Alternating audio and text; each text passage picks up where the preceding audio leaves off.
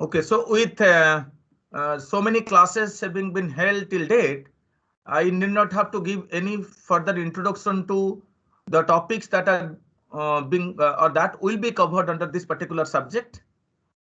I will deal with my own topic, that is certain topics of macroeconomics. But just for the benefit of all of you, I would just briefly speak something about the two branches of economics.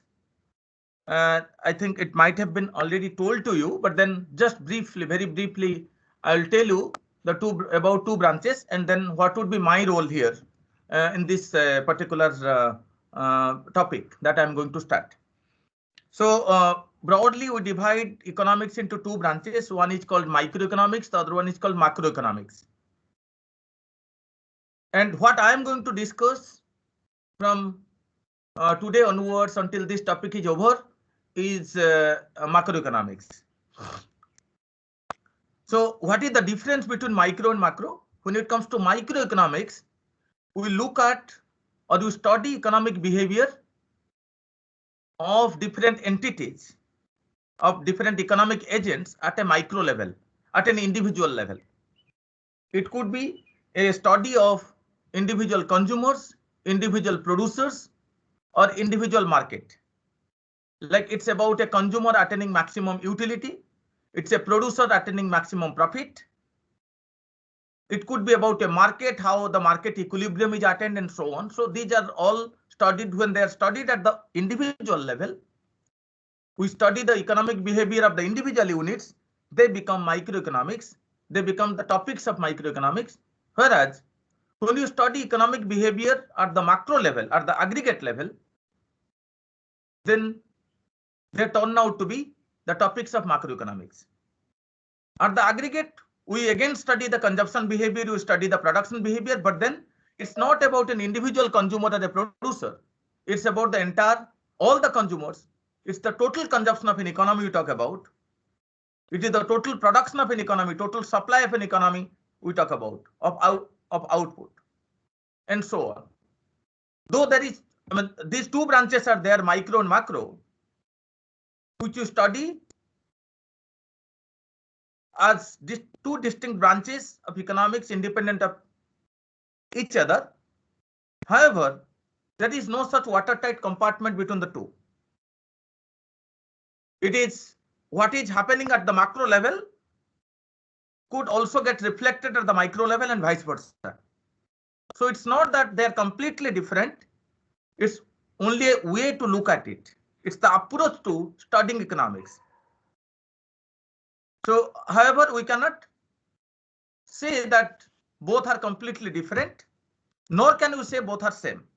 One, we can only say that we can infer certain individual behavior from the macro behavior, certain macro behavior from the individual behavior. That way, these two are interrelated. However, for the benefit of understanding different issues more clearly and to address the problems more distinctly, we study micro different from macro. Now, what I shall do, I shall begin with macro. I think what we have done, there are three aspects we are dealing with. There are certain micro theories, there are certain macro theories, and then we talk about macro application or macro practice. And three different teachers are dealing with three different aspects. So I am going to discuss certain important macroeconomic topics. Once that is over, I'll be dealing with certain advanced topics of micro as well, but that will come up later on. But to begin with, I will be dealing with certain topics of macroeconomics. Now I shall begin the topic with the circular flow of income diagram. So before I discuss that, as I was just explaining to all of you what is macroeconomics, let me give you a little greater picture, a clearer picture of the scope of macroeconomics. What basically we discuss in macroeconomics. Obviously, the moment you talk about macroeconomics, we are talking about the economy-wide total. We are talking about all that happens in an economy at large, like it's Indian economy, it's American economy, it's British economy, or within an economy, like as it is the case in India, we have several states. So we can talk about a state's economy as well. Like we can talk about West Bengal's economy, Gujarat's economy, or UP's economy, something like that. So, but they are not individual aspects we are dealing with. We are dealing with economy-wide total. We are dealing with the behaviors of certain macroeconomic issues at the macro level, at the aggregate level, not at the individual level. So what is the scope of macroeconomics? What are the main issues we deal with in macroeconomics? One of the major issues that we deal with is the long run economic growth. How an economy can attain and sustain economic growth through long run. Over a period of time, how economic growth can be attained and maintained and sustained. Then when we deal with attaining or understanding the long run economic growth behavior, factors determining that, we come across the possibilities of a business cycle. Economic activities tend to fluctuate.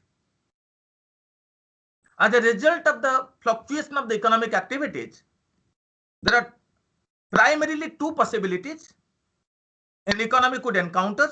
One is there could be boom, the economy could be experiencing boom or prosperity, or economy could be experiencing recession,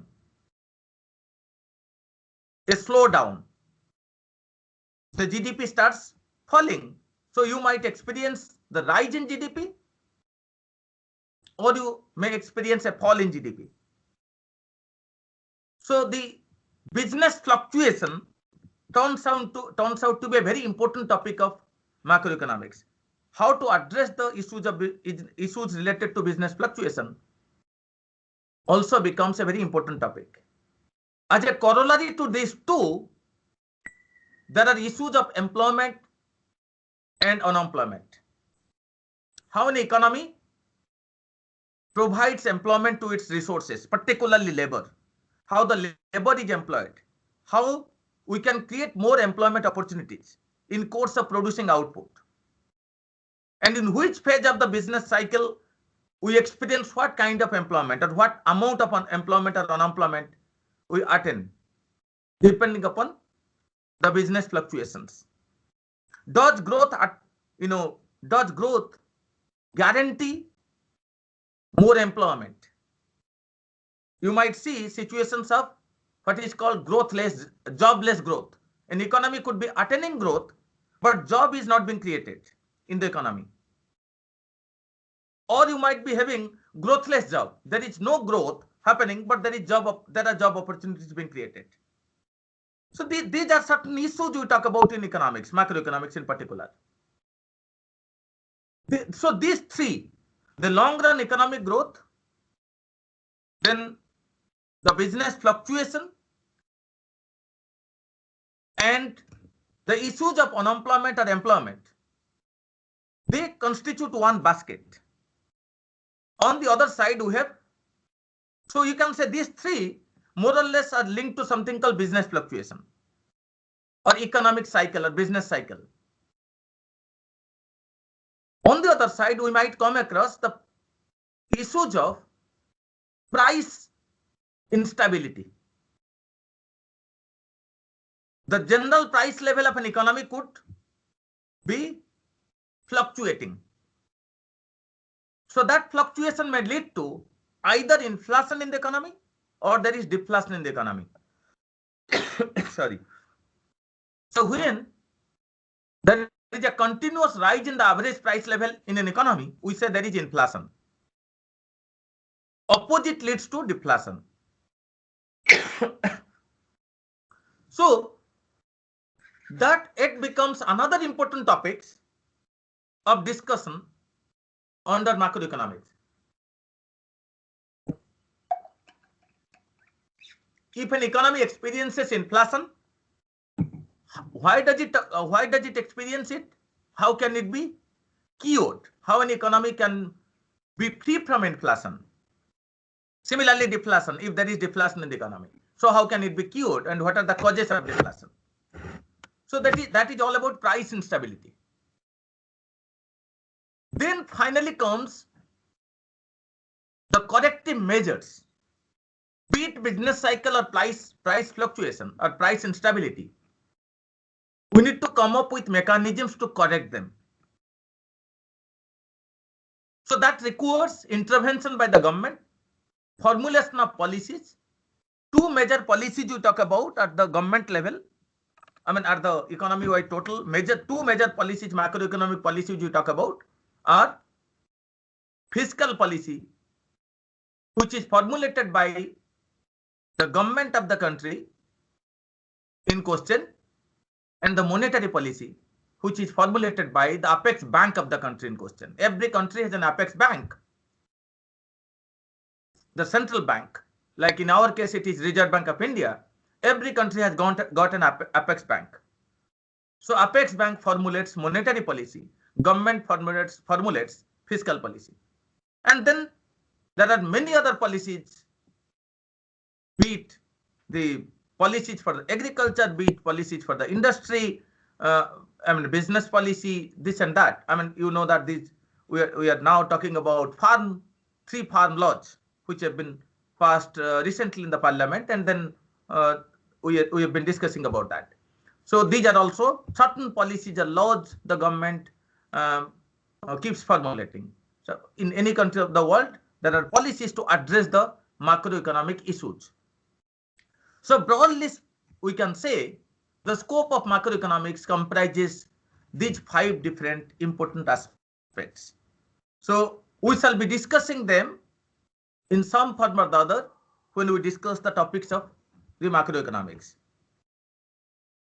Now, as I said earlier, I shall begin my discussion of macroeconomics by presenting before you a basic framework of an economy with the help of a circular flow of income diagram. So what is that circular flow of income? What does it pertain to? Why do we discuss this? As I proceed with the thing, you will get to understand that. But as you look at this very topic I am talking about, it involves an analysis of or delving into the realm of the income. I am talking about income here, which has to move in a circular flow. Now, what is this income? I believe this is already discussed by the other teacher. But then income, I'm talking about the income of an economy, not an individual's income. It is the income of an economy, which is obviously the sum total of the incomes of the individual households, or all the different economic agents which participate in the generation of income. And there are different variants of income we talk about, and different methods of measuring that income we also talk about. I will just present one variant of income here, that is GDP. Though we talk about something called GNP, GDP is gross domestic product, then we talk about GNP, gross national product, then NDP, net domestic product, NNP, net national product, and so on. So there are different types of income we talk about, different variants of income we talk about. I think that might have been discussed by the other teacher, or it will be discussed. But I'll just, because I'm going to discuss the circular flow of the income, I will take one aspect of that income, the variant, that is GDP, and just present the definition again to make you, just a benefit of the, you might have certain doubts and all that. I'll just deal with that once again very briefly before I go to discuss the circular flow part. So what is GDP that we talk about? GDP, as I said, it is the gross domestic product, which one variant of income. It is the total monetary or market value of all final goods and services produced in an economy in a specific time period. This is a typical definition of the national income or GDP. It is first thing is that GDP is a market value of all the goods and services. So each good that you produce in an economy in a particular time period has a price, has a value, has a market value at which it is being bought and sold in the market. And each product is sold at a different price. But when it comes to measuring them, each product is measured with the help of a different measuring rod. For example, we measure petrol in liters, potato in quintals. So how to aggregate them? When you talk about the value of the total output of an economy, it includes everything. It includes petrol, orange, potato, IT services, banking services, and so on, everything. So how can you aggregate them to find out the total income of an economy?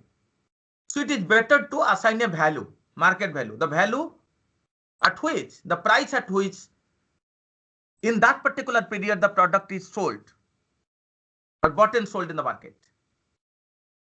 So it is the price per unit of the product in question into the quantity we produce of that product, plus the price of another product into its quantity, and so on. The sum total of the values of all the goods and services produced becomes the total income of the country. So the first thing we do is we estimate the market value. Second is that we consider the market value of all final goods and services. Why do we consider the final goods? Because if we do not consider the final goods, there is a possibility of multiple counting of the same good. You have wheat getting converted into flour and flour getting converted into bread. Now, if the entire amount of wheat that you have produced in a particular time period is getting converted into flour, then entire amount of flour is getting converted into bread, then we should not consider the total value of wheat plus the total value of flour plus the total value of the bread, because then you are counting the same good 3 times.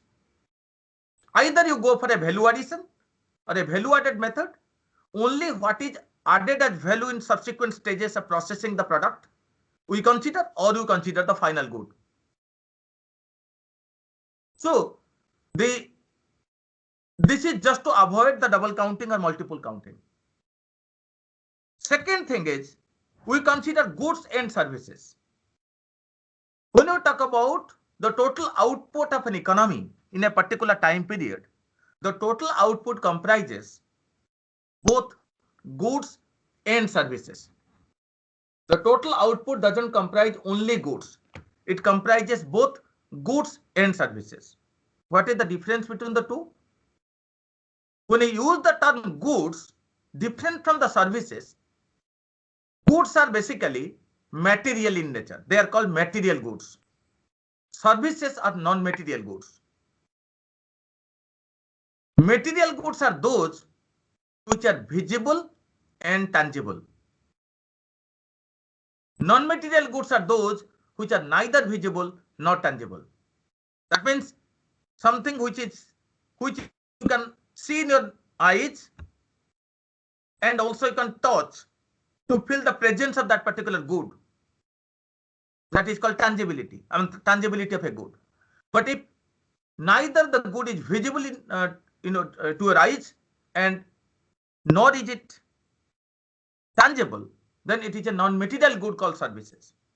If you look at the Indian economy, every economy for that sense has three important sectors, three broad sectors which undertake economic activities. They produce various kinds of goods and services. What are they? Primary sector, secondary sector, and tertiary sector. Primary sector is led by agriculture and allied activities like poultry, piggery, goatery. These are all primary sector output or activities. Then comes secondary sector, which is basically led by the manufacturing activities, manufacturing sector, the industry sector. The third sector is the tertiary sector, which is basically the service sector, the IT, banking, and so on. All these, IT, banking, insurance, hospitals, and all these constitute medical services. These are all telecom services. These are all examples of this service sector activities. If you look at Indian economy, you'll find in any particular time period, in the recent past, if you take the recent data of the recent past, the contribution of these three sectors to the total GDP is quite different. While agriculture contributes less than 20% to the total GDP, industry contributes about 20 to 25%. That means the secondary sector. Whereas the third sector, that is the service sector or the tertiary sector, contributes about 55 to 57% of the total GDP. So you can see here, the service sector is the intangible sector, is producing non-material goods, whereas the primary sector and the secondary sector, they produce the material goods. So we produce both goods and services. In any economy of the world, though the share could vary from country to country. If in India 57% of the total GDP is coming from the services, maybe in China it is less than that. It could be 40% or 45%. In USA it could be different. So from depending upon the country in question, you might see the share of different sectors varies. But definitely all the three sectors contribute to the total income of the country. We simply say anything that is produced by a particular sector is called the output. Output from agriculture, output from this services, output from the secondary sector. Or otherwise, simply we also use the term goods. But goods comprise both material and non-material goods, or goods and services. Next one is the GDP always refers to a particular economy. The GDP of the Indian economy we talk about, or income, national income we talk about. So it is the nation's economy's income that we talk about. So it is about a particular economy. It could be, if I talk about GDP as a definition, GDP, then I can say it is produced within the domestic territory of a country. And finally, it always refers to a specific time period, maybe a year. During a particular time period, how much is produced, how much of output is produced. Remember, income is a flow. Income is a flow variable. It's not a stock variable. It is a flow variable, and anything which flows has the characteristics to change over time. If this year total GDP of the Indian economy is $3 trillion, it can become $3.5 trillion next year. It may become $2.5 trillion next to next year. So when we talk about income of an economy, remember one thing, we talk about the income of the economy in a particular time period. It has nothing to do with the amount produced last year or the amount to be produced next year. Income always refers to a time period, and that income is nothing but the monetary value of all the goods and services produced in an economy during that particular time period. Not all that we produced in the past would be a part of this year's income. That has already been the income of the last year. Suppose something was produced last year. That has already been a part of the last year's income. So having said all this about income, what is income? One variant of income I presented. Let me take you to discuss the circular flow of income model to present before you how different economic agents interact among themselves, and in course of their interaction, what kind of issues crop up. That is what I am going to present with the help of the circular flow of income. And this will take us to deal with the theories of macroeconomics to address the issues and problems that we will highlight through the discussion of this particular topic. So when you talk about the circular flow of income of an economy, we may discuss this under different models. It can be a two-sector model, a three-sector model, and so on. So I shall discuss each model one by one. I shall begin with the two-sector model, then I'll take you to 3, 4, and 5-sector models, and I'll present before you how different economic agents come up to play their own roles, and in the process what happens. Let me begin with a two-sector model. What is a two-sector model? It's a model to describe the circular flow of income diagram wherein there are two economic agents, two important players in an economy. That means we are assuming that the economy in question, suppose I am talking about Indian economy, the economy in question has two economic agents, two different players. One is farm, the other one is household.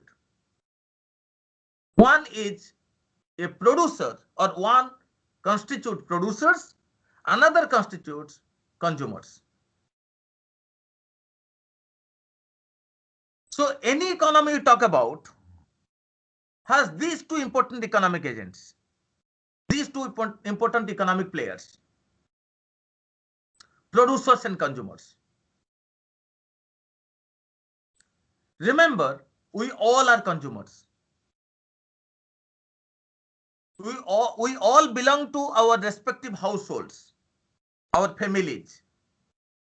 These households or families are basically the consuming units. These households are basically the consuming units.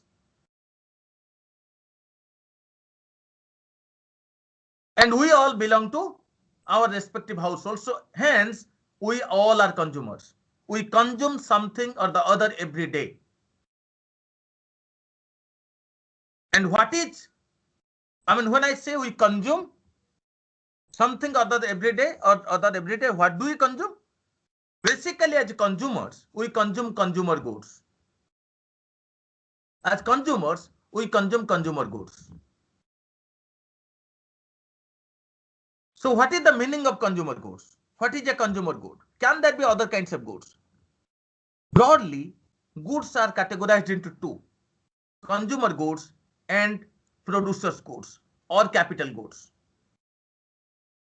Consumer goods and capital goods. Consumer goods are those which are considered to be final goods. They are finally demanded by the households. They are demanded by the consumers only. Consumer goods are demanded. Anything which is demanded by the consumers is a consumer good. And once it is demanded by a consumer, it turns out to be a final good. Not an intermediate good, not a capital good which can be used in the further process of production. A capital good, different from the consumer good, is one which can be used in the further process of production. We can use it in the further process of production. Whereas consumer goods cannot be used in the further process of production. So anything a consumer demands is a consumer good. And what do we demand typically? We demand, as consumers, we demand food, we demand, we might be demanding a TV, we are demanding a computer, we are demanding education, like our children are going to school, that means we are demanding education. So if I say education is a consumer good, then that is also a household demands. When it demands, it pays for it. Like you are now receiving education in IIT, so you are paying for it. Your parents have paid for it, or there is someone who is paying for it. So if I consider, typically consumer your education can be a consumer good, and in one sense we say some kind of education can also be that leads to creation of human capital. So in that sense, it can be a capital good as well. But not, that debate, that kind of issue I'll discuss maybe in some other context. So at this point in time, I can tell you, as a household, anything it demands. As I told you, a consumer demands food, which is basically it is a consumer durable, consumer perishable. When you go to market to buy vegetables, fruits, and rice and wheat, or potato chips or chocolates, these are all different consumer goods you are buying. At the same time, we buy consumer durables like a TV or a fridge or a fan or an AC. So these are all consumer durables. You buy it once to use it over a period of 5 years. Whereas if you buy food or vegetables, these are all examples of consumer perishables. They would not last for long. But consumers demand both. They demand consumer durables and they demand consumer perishables. So households are there to demand various goods and services. They demand goods and services. That means we also have a telephone. As households, as individuals, we have a telephone. We buy a telephone set, and then we take telephone connection. So these are both are consumer goods. Buying a mobile set and then buying a SIM, paying the recharging the mobile every month. All these are examples of consumer goods. But one is a service, the other one is a good. For example, buying a mobile set is a good. You are buying a material good. But getting telecom connection is an example of telecom service. So as households, we do both. We buy consumer goods and we also buy consumer services. That means we buy both goods and services. And as I told you, we all are consumers. On the other side, there are some who turn out to be producers. Not all of us are producers. Some of us are producers. The producers own their own farms. Or the farms, like households are the consuming units. Similarly, farms are producing units. Farms are there to produce the goods and services which are demanded by the households. So here, though I have used the term FIRM as the farm, it can also be agricultural farm as well. Any farm which produces goods is a producer, is a producing unit. You produce rice, paddy in the field, or you produce potato chips, or you produce computer, or you produce telecom services. You own a farm. You are a farm owner. You own a company. You undertake a business. So there are two economic agents we talk about. Broadly, any economy you talk about has these two important players: farms and households, producers and consumers.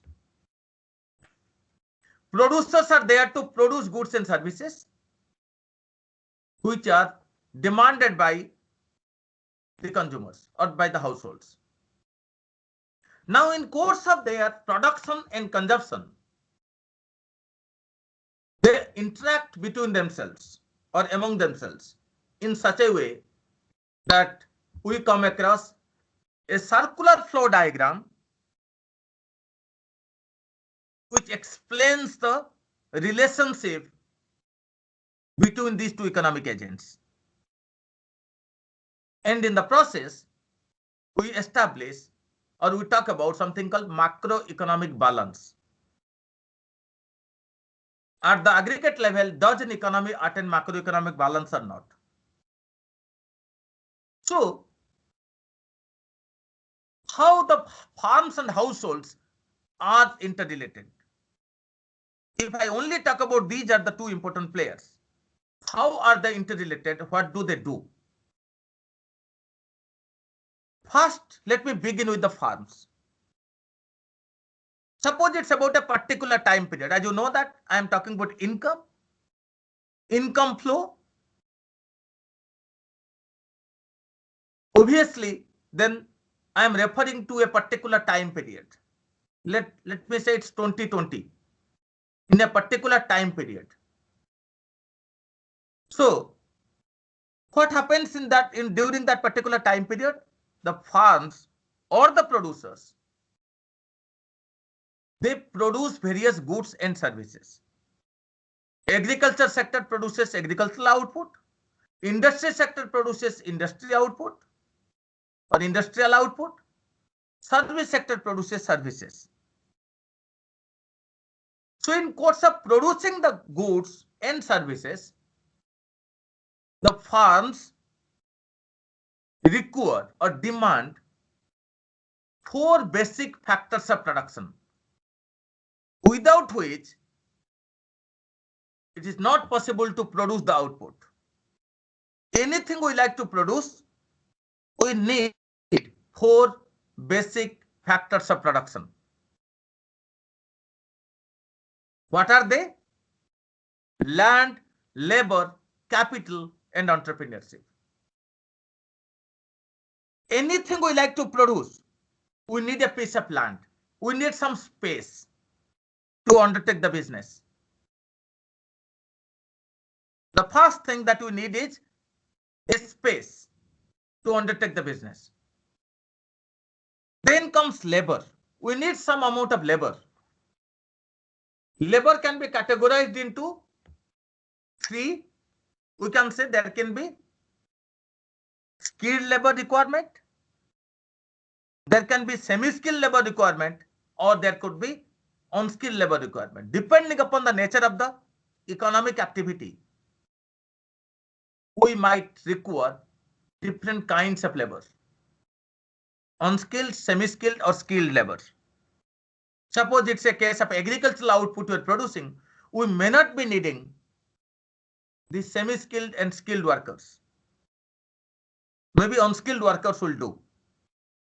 But if you undertake industrial activity, we undertake service sector activities, we might require semi-skilled and skilled workers.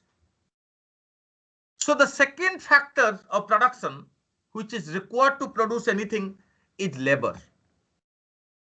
The labor hours or some amount of labor is required. Third one is we need capital. What is capital? As I was telling about capital good little earlier, capital is nothing but a machine or a tool or an equipment. Capital could refer to a plant. We have set up a plant to produce something. So the capital good here is the plant itself. The machine that you buy to undertake an economic activity, to produce something, is a capital good. So capital goods are basically man-made goods. They are basically produced means of production.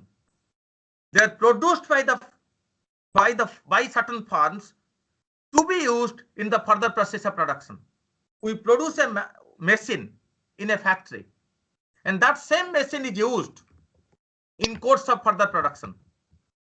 It is not demanded by a household as a consumer good. It is demanded by producers to be used in the further process of production. And machines, or these capital goods, the machinery that you talk about, the tools and equipment that you talk about, are of various kinds, and they are required in course of production. And why do we need capital? Why labor is not enough? Why do we need capital? Because capital is required to improve the productivity of other resources, other complementary resources. Capital is required to improve the productivity of labor. Without capital, we can do something, we can produce something, but when capital is available, a machine is available, that makes the activity more simpler. Same work can be carried out in a more efficient way and can be completed quickly. So it improves the productivity of the other factor, that is labor. If you like to use a conventional plow to till the soil for agricultural purpose, to grow a crop, one person using a conventional plow can till 1 acre of land in one day, suppose. But if you have a power tiller, you can till 5 acres of land in one day with one person working with you. So what is happening? The average productivity of labor is increasing when machine is in use. So machine, remember one thing, when I talk about capital good, a fishing net is also a capital good. A small fishing net is a capital good. A trawler is also a capital good. A small axe is a capital good, or a crane is also a capital good. It is only, what you do when you have a bigger machine to use, you complete more work, more efficiently the work is finished compared to the smaller machine. But axe is also a machine and a crane is also a machine. Okay, so capital good is something that we have manufactured by ourselves. It is man-made good we have created. And that is what we need in course of production. And the last but not the least is an entrepreneur, is entrepreneurship. Anything we like to produce, not only do we need a piece of land, labor, some amount of labor and capital, we also need an entrepreneur. The very first thing that is required to produce anything, to create an entrepreneur in yourself. If you like to become, you like to undertake an economic activity, like to produce something, the first thing is that you become an entrepreneur, then you start the enterprise. Everybody is not an entrepreneur. Some of us turned out to be entrepreneurs. So entrepreneur is a factor by itself also. It's a factor of production. Entrepreneur is there to organize economic activities. Entrepreneur is there to dream, to think about something, to plan for something, then hire land, labor and capital to undertake the business, to undertake an economic activity. Now, interestingly, when the firms like to produce the goods and services, they would like to hire, or they would like to demand these 4 basic factors of production: land, labor, capital and entrepreneurship. And And these four factors of production are considered to be owned by the household sector. They're all owned by the household sector. Household is the owner of land, labor, capital, and entrepreneurship. Now, so what typically happens? Now, okay, it is quite clear that when I say the land is owned by the household sector, labor comes from the household sector, fine. Entrepreneur also comes from the household sector, that is fine. But you might be wondering how capital is coming from the household sector. Capital is a machine. How it is coming from the household sector? Basically, capital creation, when you like to create capital, manufacture a capital good, it requires one-time investment of a huge amount. And that you can create maybe by borrowing. So what happens typically? A household lends that money to you, then you get the total amount of money accumulated, then you start manufacturing it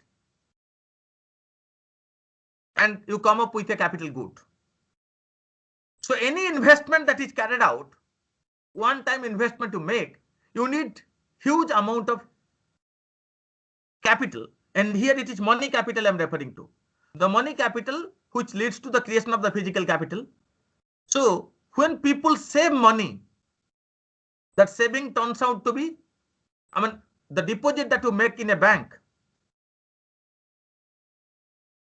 turns out to be lending, or that is lent by the banks to the farm owners which would like to invest.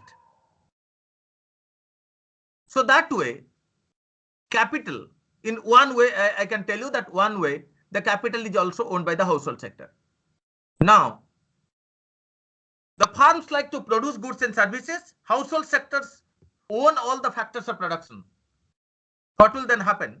The farms will demand the factors. Household sector will supply the factors. Where? In the factor market. A market will come up. That market is called factor market. It is a factor market is one in which factors are bought and sold. Land, labor, capital, and entrepreneurship. These are all owned by the household sector. Farms demand the factors and they are supplied by the households.